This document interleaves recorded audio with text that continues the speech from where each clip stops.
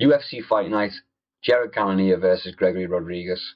Predictions. I want to be taking you through the whole card and nothing but the card. Look into my eyes, look into my eyes, look into my eyes, sleep. Gabriel Bonfim versus Chaos Williams. I'm thinking Williams by KO. He's got good fundamentals. He sticks to them. His boxing's on point. He mixes in occasional calf kicks too, usually to offset the opponent's rhythm or to disrupt an attack, giving himself openings to land and counter. Gabriel Bonfim, the younger Bonfim, this is a bad matchup for him. Williams can implement the same game plan more or less exactly as Nicholas Dalby did, if you remember that fight.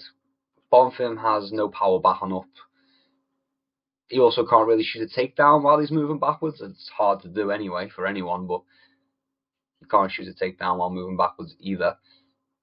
I think Williams is going to be able to keep the pressure on Bonfim, break him. Unlike Dalby, Chaos Williams has enough power in his hands to just like finish the job quicker. With the same game plan, he can finish the job quicker. Like Dalby had to resort to like knees in the clinch, but Chaos Williams has got more power in the hands. So we're going to go Williams by KO. Next up, Angela Hill versus Caitlin Souza. I'm going to go with Souza. She's a slight favourite.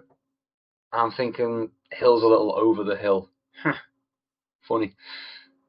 She's 40, coming off a loss. It's time to hang it up, girl. Come on. Next up, Rafael Esteban versus Jesus Aguilar. I think Esteban outmatches Aguilar on the feet and more importantly on the ground. I think Rafael Esteban by unanimous decision. Next up, Walter Walker versus Dontel Mays. Walter Walker is the more consistent of the Walker brothers, supposedly. I'm picking him to beat Dontel Mays. I don't really rate Mays highly. He sort of plateaued in his career anyway. His best is behind him, in my opinion. He's kind of on the plateau now before the downfall, before the decline. On to the next one. Vince Morales versus Elijah Smith. I've got a feeling we're going to see a Smith KO. But a decision or a KO. I'm going to be going with Smith regardless. I don't think Morales is quite UFC level. Sorry to say it. If anyone who knows him sees this or he sees this, I'm sorry to say it. But, I don't think he's UFC level. Sorry, bro. Soz, bro. Elijah Smith by KO. Next up, Julia Avila versus Jacqueline Cavalcante. Cavalcante? Can't say it. I'm going to take a chance on this one. Everyone's picking Cavalcante, and she is good, but I'm going to go with the underdog, quite a large underdog here. I'm going to go with Avila. The way I see it, I don't think Cavalcante is going to knock Avila out. I don't think that's going to happen. Not because of the women. I know I'd normally say that, but I just don't see it happening. Avila is pretty tough, so I don't see her getting knocked out. And I think eventually we'll end up in the grappling. That has got to be Avila's game plan. So, yeah, I'm gonna take a risky pick and go with Julia Avila. I think by a decision. She could submit her, but I don't think it's going to happen. I think she probably controls the ground, and it's going to be quite a boring fight. So yeah, we're going to go by Julia Avila by decision. Next up, Rodolfo Vieira versus Andre Petroski. Easy pick for me. I'm going Rodolfo, probably by submission.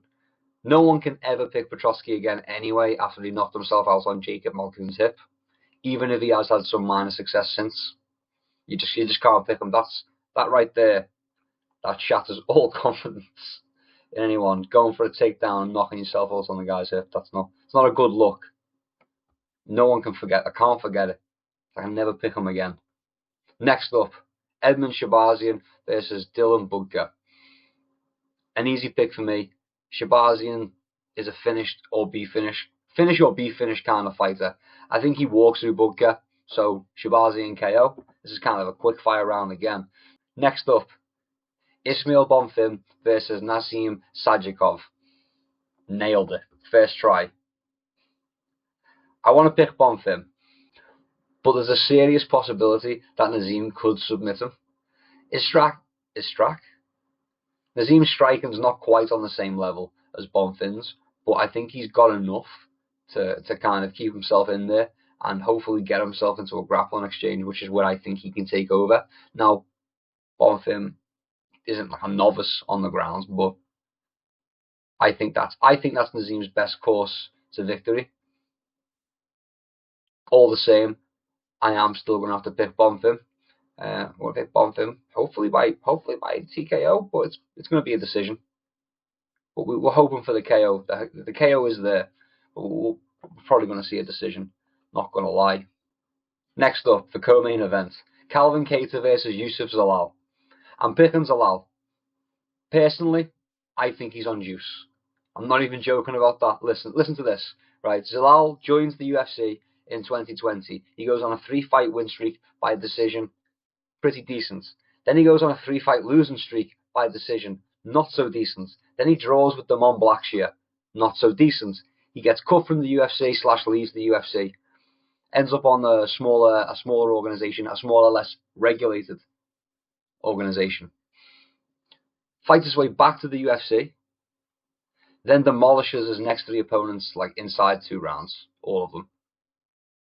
I'm not saying that's proof that he's on something, but maybe you learn something in this other organization. Who knows? Maybe he learns how to hide it better in this other organization. Maybe that's where he's learned to mask it. Anyway, I'm just speculating. There is no proof.